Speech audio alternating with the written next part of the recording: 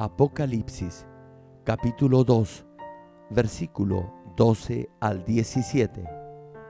Y escribe al ángel de la iglesia en Pérgamo, el que tiene la espada aguda de 2 filos, dice esto: Yo conozco tus obras y dónde moras, donde está el trono de Satanás, pero retienes mi nombre y no has negado mi fe, ni aun en los días en que Antipas, mi testigo fiel, fue muerto entre vosotros, donde mora Satanás. Pero tengo unas pocas cosas contra ti, que tienes ahí a los que retienen la doctrina de Balaam, que enseñaba a Balac a poner tropiezo ante los hijos de Israel, a comer de cosas sacrificadas a los ídolos y a cometer fornicación. Y también tienes a los que retienen la doctrina de los Nicolaitas, la que yo aborrezco. Por tanto, arrepiéntete, pues si no, vendré a ti pronto y pelearé contra ellos con la espada de mi boca. El que tiene oído, oiga lo que el Espíritu dice a las iglesias. Al que venciere, daré a comer del maná escondido, y le daré una piedrecita blanca, y en la piedrecita escrito un nombre nuevo, el cual ninguno conoce, sino aquel que lo recibe. Amados hermanos en Cristo y estimado público, muchos dicen que conocen a Dios y que creen en el Señor. Sin embargo, aun cuando lo declaren de labios, no todos ellos serán salvos. Juan capítulo 3, versículo 36 señala: el que cree en el Hijo tiene vida eterna. Es decir, el que acepta al Señor Jesucristo como su Salvador tiene vida eterna. Prosigue la Escritura: pero el que rehúsa creer en el Hijo no verá la vida, sino que la ira de Dios está sobre él. Es decir, solo cuando creen en Jesús, el Hijo de Dios, como su Salvador, podrán gozar de la promesa de la vida eterna. Pero, reitero, aunque confiesen que creen en Jesús, no todos serán salvos. Su fe deberá ser verdadera, y para ello deberán obedecer al Hijo de Dios, esto es, al Señor. Hermanos, el pasaje señala: el que rehúsa creer en el Hijo no verá la vida. Creer en el Hijo significa vivir por la palabra que enseña el Señor. Por tanto, si confiesa con los labios que cree en Jesús, pero no obedece su palabra, su fe no será verdadera y no podrá tener vida eterna. El Señor dice en la segunda parte de Apocalipsis capítulo 2, versículo 17, lo siguiente: al que venciere, daré a comer del maná escondido, y le daré una piedrecita blanca, y en la piedrecita escrito un nombre nuevo, el cual ninguno conoce, sino aquel que lo recibe. La expresión al que venciere se refiere al que vence la maldad del mundo y logra la victoria obedeciendo al Señor. Solo cuando venza de esta manera podrá recibir la promesa de salvación a través de Jesucristo, y solo así conocerá el nombre, es decir, el nombre de Jesucristo. Si solo dice por decir que conoce al Señor y cree en Él, eso significa que no lo conoce verdaderamente.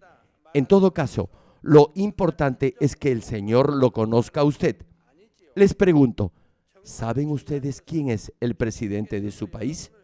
Muy bien, tal vez muchos sepan el nombre, pero ¿lo conocen en realidad? ¿O el presidente los conoce a ustedes? De igual manera, aun cuando diga que conoce a Dios y al Señor, si Dios y el Señor no lo conocen a usted, entonces su confesión no valdrá. La Biblia En Primera de Juan declara que si decimos que tenemos comunión con Dios y andamos en tinieblas, mentimos y no practicamos la verdad. De la misma forma, si andamos en luz, Dios nos reconocerá como sus hijos. Como Dios es luz, sus hijos también deben andar en luz.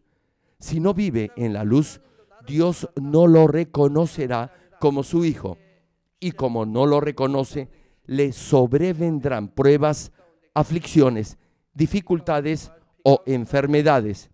Juan capítulo 10, versículos 25 al 27, claramente nos muestra a quién conoce el Señor.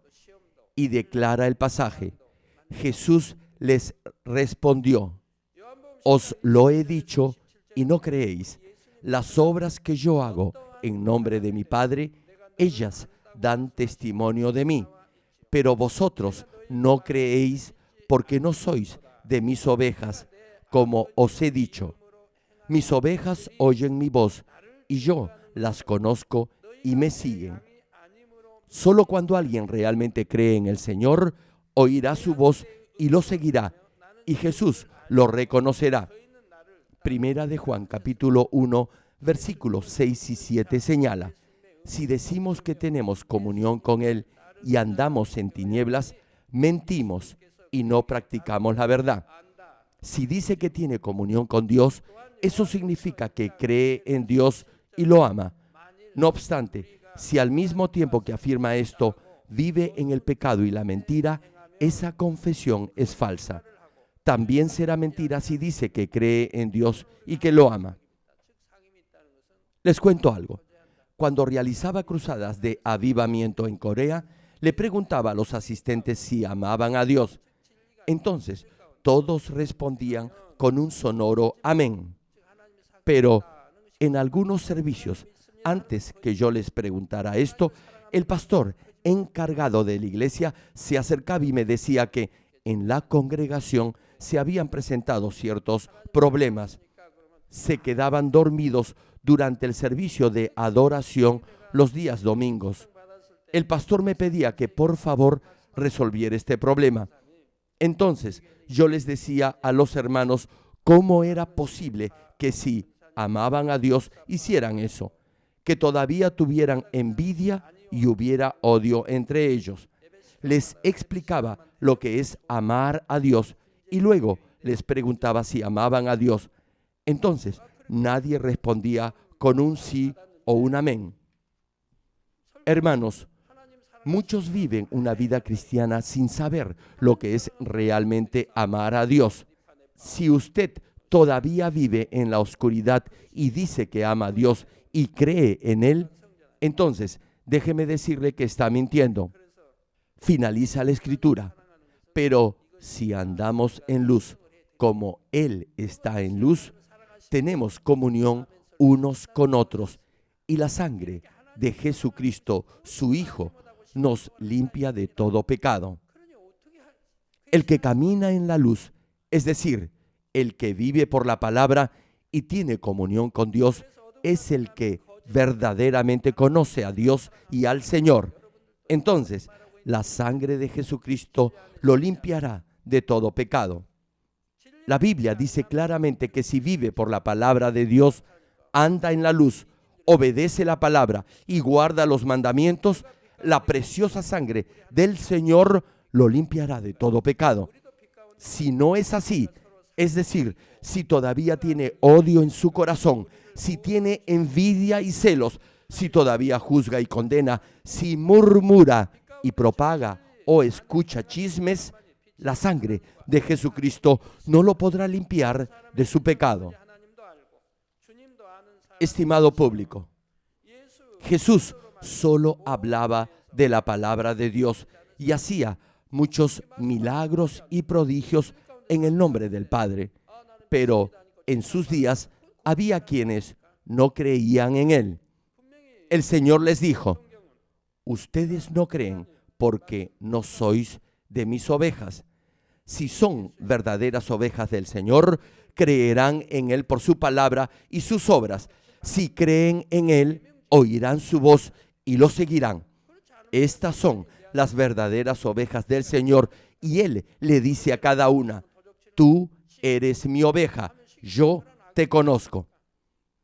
Oro en el nombre de Jesucristo para que todos ustedes conozcan al Señor en forma personal y Él los pueda reconocer y así lleguen a ser sus amadas ovejas que tengan verdadera comunión con Él. Hermanos y hermanas en Cristo, en la palabra que el Señor le envía a la iglesia en Pérgamo, además del significado general que hemos examinado hasta ahora, hay también una connotación especial. La palabra que el Señor les envía a las 7 iglesias puede ser aplicada a cualquier iglesia de hoy en día. Sin embargo, hay algo que es específico para los que viven en estos postreros días. La palabra enviada a la iglesia en Éfeso es en realidad para todas las iglesias que han crecido hasta cierto punto con el fervor y la pasión de su primer amor, pero que luego han dejado de hacerlo y han perdido las primeras obras que al principio hacían. Se refiere a una iglesia que acaba de establecerse y que está experimentando un real avivamiento. Hermanos, si no hay avivamiento en 1 o 2 años después de la fundación de una iglesia, entonces debe haber un problema en esa iglesia. El pastor tiene que guiar a las ovejas a pastos verdes y aguas tranquilas. No obstante, repito, como algunas iglesias experimentan un crecimiento constante, tienden a dejar sus primeras obras. Incluso se vuelven arrogantes y creen que ya han hecho lo suficiente y ahora tratan de proteger y disfrutar de lo que han logrado en lugar de continuar obedeciendo la voluntad de Dios. Ahora bien, la palabra dada a la iglesia en Esmirna es para las iglesias que, en la actualidad, pasan por diversas formas de tribulación y sufren críticas y persecución de los que se llaman a sí mismos judíos y que dicen proclamar el evangelio del Señor y manifestar el poder de Dios. A pesar que se encuentran en esta clase de situación, el Señor quiere que se aferren a su promesa de esperanza que dice: sé fiel hasta la muerte y yo te daré la corona de la vida. Sí, hermanos, hay que ser fiel hasta la muerte. También en la escritura de hoy, la palabra que el Señor le envía a la iglesia en Pérgamo tiene algo que es aplicable a una determinada circunstancia. Es la palabra que se dirige a algunas iglesias que están contaminadas con ideologías heréticas. Exteriormente proclaman el nombre del Señor. Sin embargo, por dentro no llevan el nombre de Jesucristo o, peor aún, lo niegan o astutamente lo manipulan y cambian la palabra de Dios y del Señor. No solo ellos mismos ceden a la tentación, sino también hacen que otros caigan en el engaño de esas enseñanzas heréticas. Entre los que vienen a la iglesia y dicen que creen en el Señor, hay algunos que no disciernen la verdad y se infectan con esas enseñanzas heréticas. Para esta clase de personas, el Señor se llama a sí mismo el que tiene la espada aguda de 2 filos. Esta espada penetra toda enseñanza equivocada a fin de llevar a algunos de ellos al arrepentimiento y a la salvación. Incluso si argumentan que no conocían la palabra, en el día del juicio final, cuando la palabra de Dios, que es precisa y sin error, ilumine sus palabras y hechos, se podrá ver claramente hasta qué punto decían la verdad. Querido público, así como el Señor dice: yo sé dónde moras, dónde está el trono de Satanás, esta forma de enseñanza herética es obra de Satanás. Exteriormente proclaman y usan la palabra de Dios y adoptan la forma exterior de una iglesia, pero sutilmente distorsionan el núcleo de las Escrituras. Tal vez se pregunte, ¿cuál es la norma bíblica exacta para reconocer y discernir la enseñanza herética?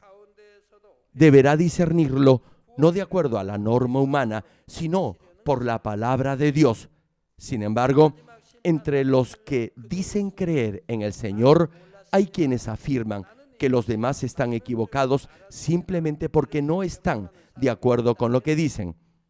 Ahora bien, ¿qué es lo que la Biblia señala acerca de la norma para determinar lo que es herejía? Esto lo podemos hallar en 2 de Pedro, capítulo 2, versículo 1 al 3, que cita: Pero hubo también falsos profetas entre el pueblo, como habrá entre vosotros falsos maestros, que introducirán encubiertamente herejías destructoras, y aún negarán al Señor que los rescató. Es decir, niegan a Jesucristo, quien los compró a precio de su sangre.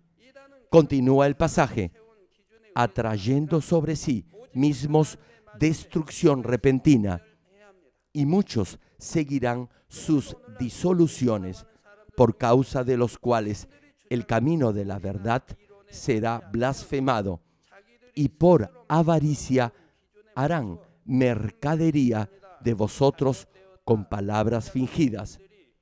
Sobre los tales, ya de largo tiempo, la condenación no se tarda, y su perdición no se duerme. Hermanos, la norma más clara y veraz para discernir si alguna doctrina o iglesia es herética es si creen o no en el Señor Jesucristo como su Salvador. Las sectas no consideran a Jesucristo como su Redentor, niegan al Señor, y esto es lo que define a una secta o herejía. Todos ustedes conocen el mensaje de la cruz. Amén. ¿Saben por qué el Verbo se hizo carne y vino a esta tierra? ¿Saben por qué la palabra, el Señor, el Hijo unigénito de Dios, vino a esta tierra? El Señor tenía que venir a este mundo en forma de carne y en forma de hombre. Como Adán había pecado, todos sus descendientes habían heredado ese pecado original.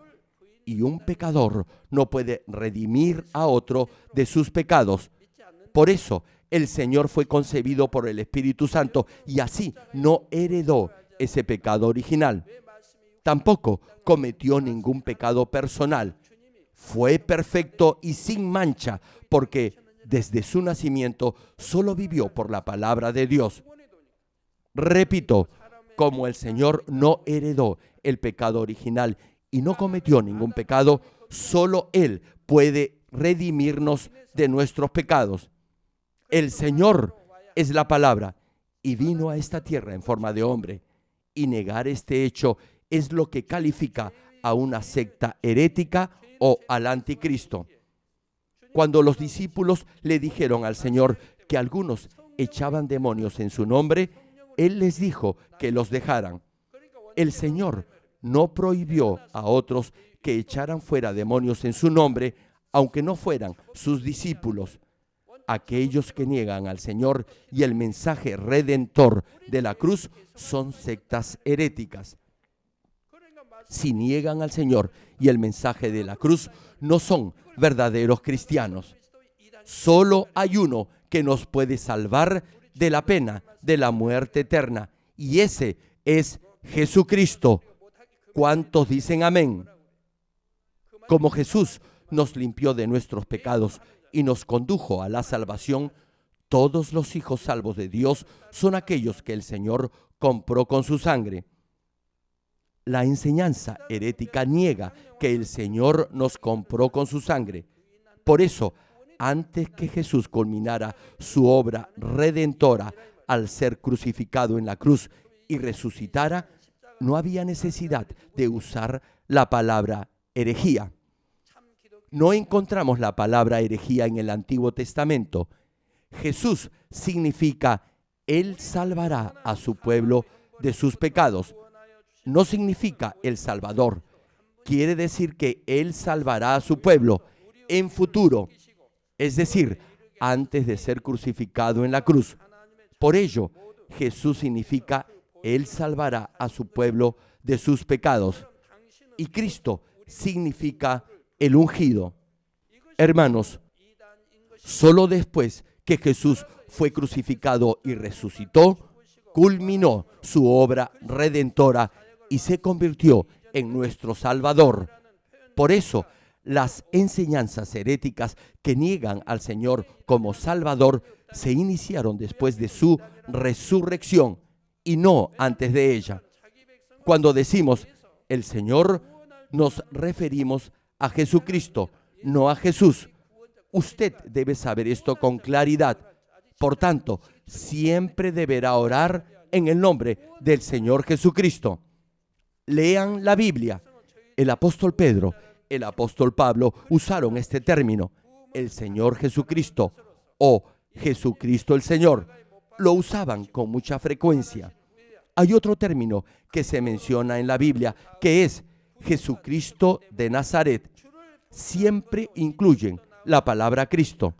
En la Biblia no se usa el término Cristo antes que el Señor fuera crucificado. Solo después que Jesús cumpliera la voluntad del Padre y se convirtiera en el Cristo por su resurrección, aparecieron los que negaron a Jesucristo y por ende la enseñanza herética. No existe este término secta ni herejía en el Antiguo Testamento. Tampoco lo podemos encontrar en los 4 evangelios de Mateo, Marcos, Lucas y Juan. No se halla esta palabra secta ni herejía. A pesar que se menciona Belcebú, no se hizo uso de la palabra secta o herejía. En conclusión, no hay nada sobre herejía en el Antiguo Testamento ni en los 4 evangelios del Nuevo Testamento. Ahora bien, los judíos llamaron al apóstol Pablo cabecilla de la secta de los nazarenos. Ellos utilizaron la palabra secta no porque negaran al Señor, sino porque el cristianismo no era en lo que ellos creían desde la perspectiva judía. Para mayor claridad, hay 2 significados del término secta, uno espiritual y otro natural o carnal. El diccionario define secta o facción disidente a un grupo religioso con una ideología, doctrina y prácticas contrarias o diferentes a las de otros. Esta es la definición del mundo. Según esta definición, se denomina secta a todo grupo con un pensamiento religioso diferente a las prácticas tradicionales de los demás. Desde el punto de vista cristiano, el budismo, el hinduismo y el islamismo son todas doctrinas heréticas o sectas. Sin embargo, desde el punto de vista del budismo, el cristianismo, el hinduismo y el islamismo son sectas. No obstante, la definición del término secta de la que estamos hablando ahora se refiere a la perspectiva dentro del ámbito cristiano.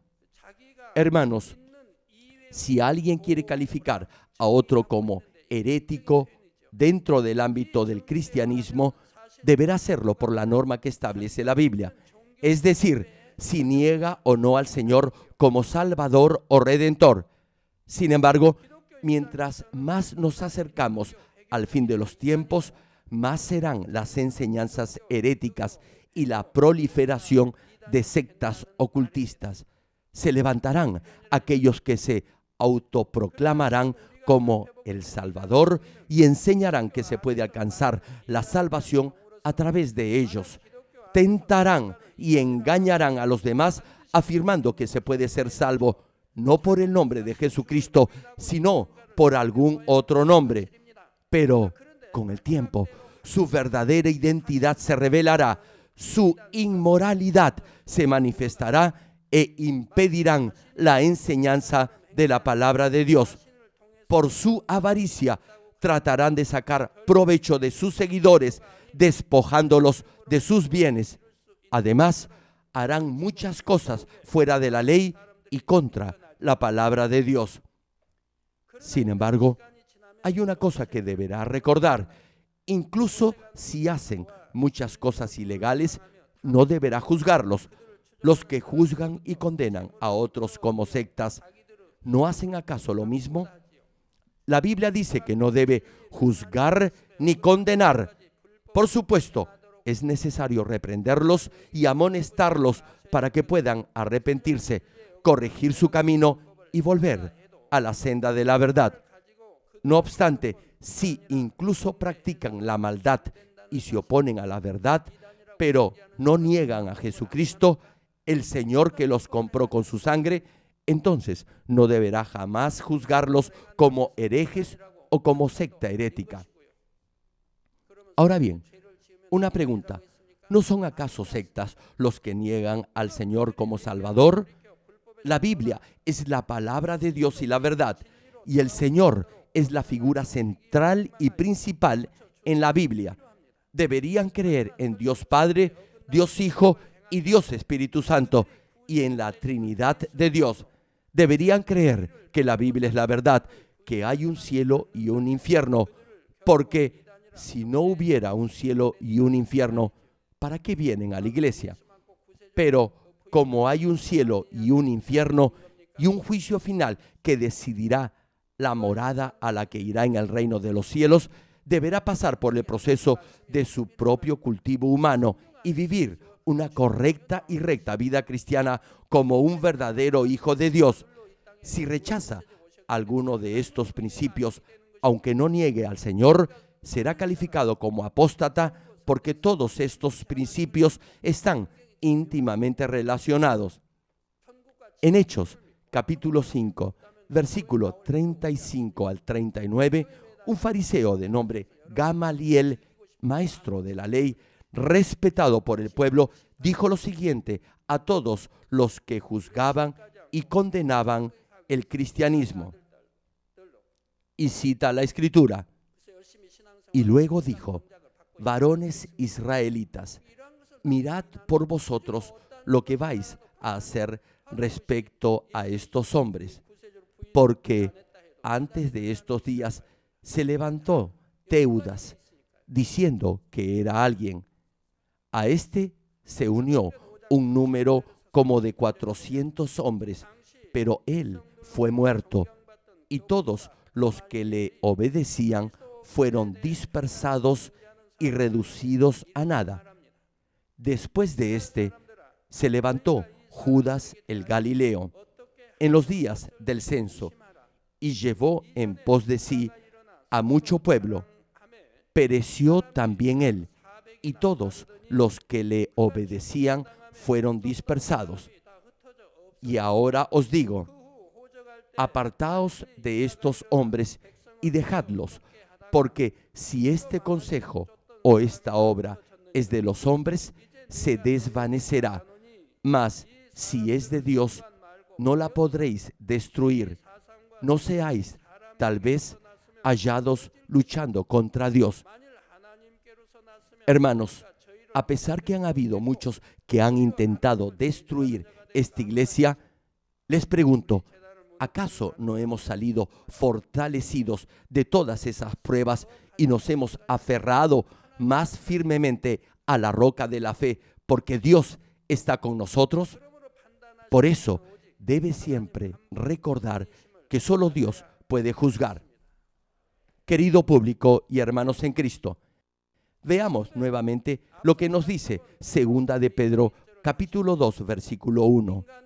Pero hubo también falsos profetas entre el pueblo, como habrá entre vosotros falsos maestros, que introducirán encubiertamente herejías destructoras y aún negarán al Señor que los rescató, atrayendo sobre sí mismos destrucción repentina. Preste atención, dice falsos profetas y falsos maestros que introducirán encubiertamente herejías destructoras. Aquí, falsos profetas no son los que engañan a otros, son los que niegan a Jesucristo como Salvador. Y primera de Juan capítulo 2, versículo 22 añade: ¿quién es el mentiroso? Sino el que niega que Jesús es el Cristo. Este es anticristo, el que niega al Padre y al Hijo. El que niega al Señor, esto es, que niega el hecho que Jesús es el Cristo y el Salvador, es el que miente. El que niega a Dios Padre y Dios Hijo es el anticristo, y el anticristo es un apóstata y un hereje. Aquellos que niegan que Jesús sea el Cristo son mentirosos, y el que niega al Padre y al Hijo es un anticristo. Los falsos profetas y los falsos maestros son también apóstatas que niegan a Jesucristo como el Salvador. Y primera de Juan capítulo 4, versículo 1 al 3 agrega sobre el particular: amados, no creáis a todo espíritu, sino probad los espíritus si son de Dios, porque muchos falsos profetas han salido por el mundo. En esto conoced el Espíritu de Dios. Tal vez se pregunte, ¿cómo se conoce que el Espíritu es de Dios? Lo que sigue nos da la respuesta. Todo espíritu que confiesa que Jesucristo ha venido en carne es de Dios. Debe creer que Jesús vino a este mundo en carne. Este es el mensaje de la cruz. El Verbo se hizo carne y tomó forma de hombre. Es decir, Jesús vino a esta tierra en carne y tomó la cruz, derramando su sangre para redimirnos de nuestros pecados. Cuando alguien cree esto, ese espíritu es de Dios. Finaliza la cita. Y todo espíritu que no confiesa que Jesucristo ha venido en carne no es de Dios. Y este es el espíritu del anticristo, el cual vosotros habéis oído que viene y que ahora ya está en el mundo. Todo espíritu que no confiesa que Jesucristo ha venido en carne no es de Dios. El espíritu que no confiesa a Jesús no le pertenece a Dios, sino al diablo. El anticristo se opone al Señor. Los que reciben el Espíritu de Dios son aquellos que aceptan que Jesucristo vino en carne. Son los que creen en la Trinidad de Dios, Dios Padre, Dios Hijo y Dios Espíritu Santo. Cuando reciben el Espíritu de Dios y aceptan a Jesucristo como Salvador, son sellados como hijos de Dios y con la ayuda del Espíritu Santo llegan a conocer la verdad y a vivir por la verdad. Por otra parte, el anticristo es el que se opone a Jesucristo con la palabra de Dios. Niega la salvación por medio de Jesucristo. El hecho de no aceptar a Jesucristo es oponerse a Dios, quien envió a Jesucristo a este mundo. Debes saber discernir en base a la Biblia lo que es una secta, un falso profeta, un falso maestro y el anticristo. No debe ser tentado por enseñanzas heréticas y deberá corregir a aquellos que siguen estas enseñanzas con espada aguda de dos filos, que es la palabra de Dios. Pero eso no significa que tiene que discutir con ellos. Tal como se menciona en Tito, capítulo 3, versículo 10, que cita: al hombre que cause divisiones después de una y otra amonestación, deséchalo. Hermanos, en vez de discutir con alguien, todo lo que debe hacer es exhortarlo un par de veces con la palabra de verdad. Si no le hace caso, aléjese de él. Y si le hace caso y se corrige, eso será para bendición. Pero, reitero, si persiste en su error, aléjese de esa persona. No quiero decir que debo odiarlo. Lo digo porque si no está firme en la verdad y discute con ellos, podría contaminarse con esas enseñanzas heréticas. Esta clase de personas manipulan hábilmente la verdad y atacan los puntos débiles del otro. Repito, no deberá discutir con ellos si no tiene un firme conocimiento de la palabra. el que tiene la autoridad de la palabra deberá señalarles la verdad precisa con autoridad espiritual. Sin embargo, una vez que alguien es contaminado con esta clase de enseñanza, no será fácil que se corrija y entienda la verdad. Será una pérdida de tiempo discutir con ellos. Por eso, Dios dice que debe evitarlos y mantenerse lejos de ellos. No obstante, el Señor quiere dar a los que han caído en estas enseñanzas heréticas la oportunidad de arrepentirse y corregir su camino. Por eso habló de las enseñanzas de Balaam y de los Nicolaitas y reprendió a aquellos que siguieron esas enseñanzas. Una pregunta: ¿qué es lo que ha aprendido del caso de Balaam? Lo primero es una advertencia en contra de la fe nominal o formal que lo lleva a comprometer sus principios cristianos por las cosas del mundo. El Señor nos enseña que esa clase de fe tiene características carnales que lleva a alguien a vivir como quiere, a pesar que conoce la voluntad de Dios. Nunca deberá comprometerse con el mundo. También hay quienes dicen que obedecen la voluntad de Dios, pero debido a su corazón cambiante, van exactamente en la dirección opuesta a la palabra de Dios. Además, son instigados por Satanás para tentar a otros y así alejarlos de la verdad. Así, todos irán por la senda de la muerte eterna. Esto puede parecer muy diferente a una secta, pero si lo permite una vez, con el tiempo alterarán la verdad y darán lugar a una secta. Por eso, el Señor estrictamente nos advierte en contra de eso. Asimismo, el Señor menciona a los Nicolaitas, que es un ejemplo de cómo se pervierte la verdad para tentar a otros. Ya les he compartido acerca de esta enseñanza de los Nicolaitas. Estos tentaban a otros a creer que podían ser salvos sin importar el pecado que pudieran cometer. Esta enseñanza niega completamente la sangre de Jesucristo, quien llevó nuestros pecados y murió por nosotros. Esto va claramente en contra de la verdad. Sin embargo, los que aman el mundo y se hacen amigos del mundo son tentados al aceptar esta enseñanza. Hermanos, ¿se imaginan esta tentación para los que aman las cosas del mundo? Pueden ser salvos e ir al reino de los cielos aun si viven pecando. El espíritu se mantiene limpio y la carne lleva el pecado. Como el espíritu está limpio, la carne es la que peca y no el espíritu. Por eso, no importa el pecado que cometa, siempre y cuando crea en el Señor, será salvo. Esa es su enseñanza y hay algunos que caen en esa tentación y el número de ellos irá en aumento en estos postreros días. Lo malo es que, a pesar de eso, estas personas creen que tienen fe en el Señor. Por ello, no les será fácil darse cuenta de su maldad. A fin de enseñarles y hacerles comprender la verdad, será necesaria la palabra de vida que penetra el espíritu y el alma y divide cada articulación y perfora la médula de los pensamientos y del ego de cada persona. Deberá conocer claramente la voluntad de Dios y lo que es creer y amar al Señor.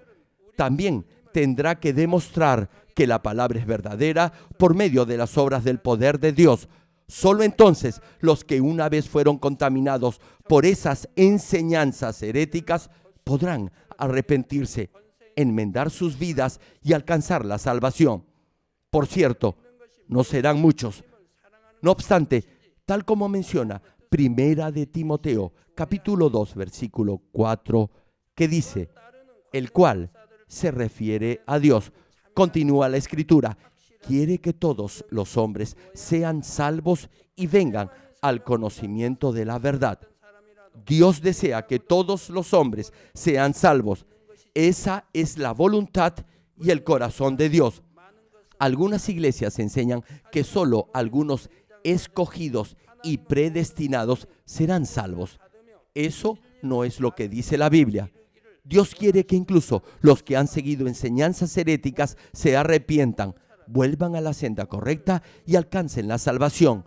Dios no quiere que nadie vaya camino de la destrucción. Quiere darles una oportunidad para que puedan encontrar la senda de la vida eterna. Por eso, en estos postreros días, les da esta oportunidad a través del obrar del Espíritu Santo. Si escuchan la palabra de verdad y la entienden, vencerán y alcanzarán la salvación. Para estos, el Señor les dice: al que venza, yo le daré del maná escondido y le daré una piedrecita blanca y un nuevo nombre escrito en la piedra que nadie conoce sino el que la recibe. De esta manera, en la palabra que el Señor le envía a la iglesia en Pérgamo, hay una implicancia, incluso para aquellos a quienes les resultaría difícil alcanzar su salvación debido a que han caído en las enseñanzas heréticas o en la apostasía. Por la gracia del Señor y la ayuda del Espíritu Santo, se les dará esta oportunidad para ser salvos y así puedan recibir la salvación por gracia. Incluso a algunos que eran gentiles y no sabían nada del Señor ni de Dios, se les predicó el evangelio de salvación. Este fue el caso cuando el Señor envió al apóstol Pedro a casa de Cornelio, quien era un hombre gentil, pero de buen corazón. A fin de conducirlo a la salvación, Dios le mostró una visión a Pedro y lo llevó a la casa de Cornelio para que predicara el evangelio a toda su casa y así recibieran el Espíritu Santo y la salvación. Otro ejemplo, incluso aun cuando el general Naamán era gentil, es decir, no era israelita, recibió la gracia de ser sanado de su lepra. Había muchos leprosos en esos días, pero no hay constancia de que fueran sanados. La pregunta es, ¿por qué solo el general Naamán fue sanado? Fue porque era un buen hombre. Prestó atención incluso a lo que le dijo su criada. Aunque era un general, a pesar que era un funcionario de alto rango, aun cuando tenía gran poder y riquezas, escuchó a su criada. Pudo obedecer. Luego, cuando llegó a conocer al verdadero y único Dios, confesó que solamente le serviría a él. Por ese buen corazón pudo ser sanado de su lepra. En la próxima prédica hablaremos de la cuarta iglesia, la iglesia en Tiatira. Termino el mensaje. Amados hermanos en Cristo y público en general, el equipo misionero de esta iglesia y yo hemos sido valientes en proclamar el evangelio en países musulmanes, hindúes y católicos. Las poderosas obras de Dios se manifestaron en esas cruzadas y un sinnúmero de almas aceptaron a Jesucristo como su Salvador y se convirtieron al cristianismo. Incluso hemos sembrado la semilla del evangelio en el pueblo judío. Sin embargo, en esa misión de evangelización hemos encontrado más dificultades para evangelizar a los que dicen saber del cristianismo, a pesar que en realidad no lo saben, o a los que están contaminados con enseñanzas heréticas, que evangelizar a los que no saben absolutamente nada de Jesucristo. ¿Acaso no eran judíos los que afirmaban que conocían y creían en Dios, pero no reconocieron a Jesús, al Hijo de Dios, y lo crucificaron? Por ello, a fin de mostrar la verdad a aquellos que están influenciados por esa forma de cristianismo permisivo y corrompido y que ha sido pervertido por las enseñanzas heréticas como la iglesia en Pérgamo, es necesario tener poder y autoridad. Debemos mostrar una evidencia que nadie pueda cuestionar ni negar, sino aceptar, y así difundir el evangelio de Jesucristo y el reino de los cielos. Si no lo hacemos, no importa todo nuestro esfuerzo en tiempo y en dinero, nunca dará verdadero fruto. Por eso, hay aún mucha obra por hacer allá afuera en el mundo. En estos días postreros, tenemos que sentir el corazón del Padre, que quiere salvar incluso un alma más, y debemos difundir este evangelio de santidad y el poder de Dios a todo el mundo. Para participar en este bendecido ministerio, deberá mantenerse firme en la palabra de verdad, tal como señala Efesios capítulo 6, versículo 13 al 17, que cita: Por tanto, tomad toda la armadura de Dios para que podáis resistir en el día malo, y habiendo acabado todo, estar firmes. Estad, pues, firmes, ceñidos vuestros lomos con la verdad, y vestidos con la coraza de justicia, y calzados los pies con el apresto del evangelio de la paz. Sobre todo, tomad el escudo de la fe, con que podáis apagar todos los dardos de fuego del maligno, y tomad el yelmo de la salvación y la espada del Espíritu, que es la palabra de Dios. Sí, hermano, usted deberá ponerse diariamente esta armadura espiritual. Oro en el nombre del Señor Jesucristo para que todos ustedes puedan prepararse de esta manera en la autoridad de la palabra y el poder de Dios, y así se conviertan en guerreros espirituales que cumplan con extender el reino de Dios a todo rincón en este mundo.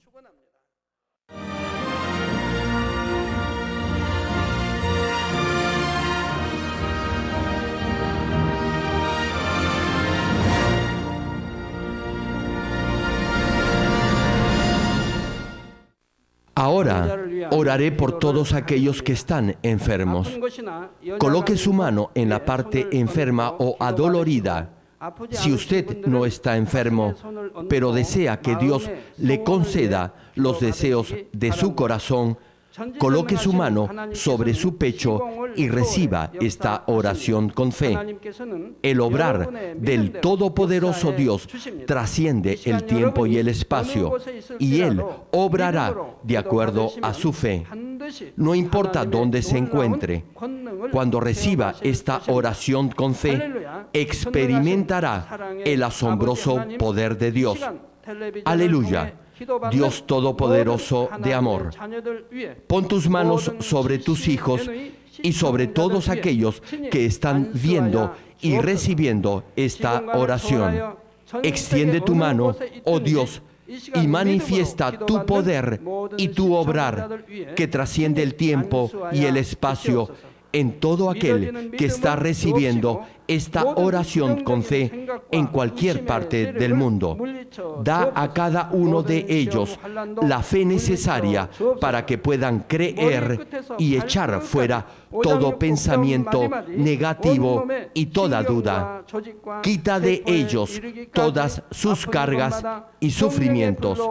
Quema por el fuego del Espíritu Santo y limpia con la sangre de nuestro Señor desde la cabeza a los pies cada coyuntura y todo nervio, tejido y célula. Manifiesta el poder más alto de la creación. Yo ordeno en el nombre de Jesucristo al diablo y a Satanás, a toda enfermedad, virus y bacteria, fuera. Toda enfermedad contagiosa, fuera. Toda enfermedad terminal, endémica, sea quemada por el fuego del Espíritu Santo. Que haya sanidad en todo tipo de cáncer, sida, leucemia, enfermedades cardíacas, pulmonares y todo tipo de dolencias que afectan a la mujer, hipertensión, diabetes, enfermedades de la piel e inflamación. Que toda parálisis, artritis y hernia sean sanadas. Que todo dolor, lumbago y jaqueca desaparezcan. Que todo resfrío, fatiga y enfermedad a la tiroides sea quemada por el fuego del Espíritu Santo. Epilepsia, autismo, depresión, crisis de nervios y todo tipo de enfermedades mentales. Fuera. Dios Padre, te pido que toda parte que esté paralizada sea liberada y que los paralíticos y cojos caminen. Que los que tienen la vista nublada se les aclare. Que los que tienen problemas para oír puedan oír bien. Que los ciegos vean. Que los sordos oigan.